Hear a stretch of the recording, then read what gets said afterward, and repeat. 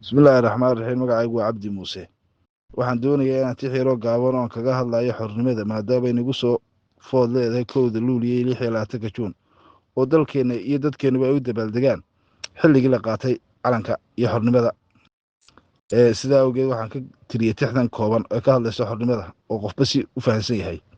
waxaana xornimadu ma aha calanka oo laisla xoodaaye ka xorow xiskiya maanka iyo muruqa xooggiisa dalku waa xoroobay dadku gaalku xaabsaday waan xorownay beenay bulshadu badi ku xiiqeena xasradaha gumaysiguma tegin dad iyo xaqiiqdii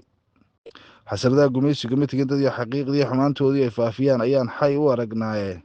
xayeysiimo iyo waxa ay wadaan xeelad howl badan ee xirimaadka qaar kaga daydaan xay u aragnaaye xalanaaba ii dhoobayin xaaduq iyo tuuge macdantii dalkay kaa xadeen oy badiba xadheen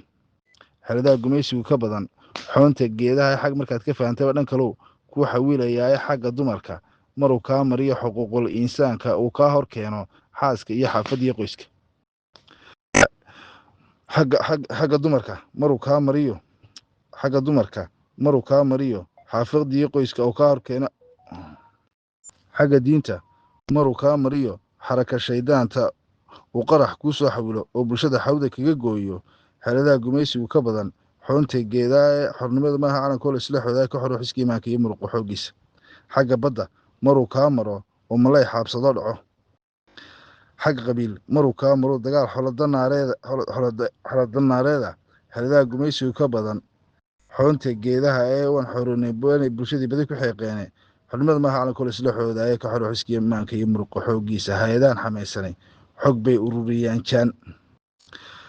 bay ururiyaan jaano waa basaasiin xag jira iyo qaar xumaan wadee xariifkii ibraahim tarooraba fahan gaaladu inay xaasidiin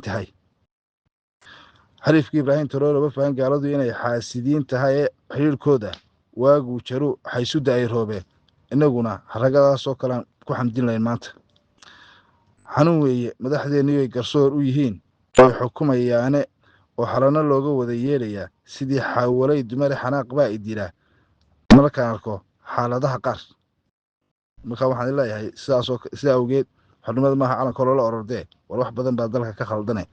aan waxa weeyaan xorowno oo waxa weeyaan xorriyaddii waynu haysanaa dowladnimee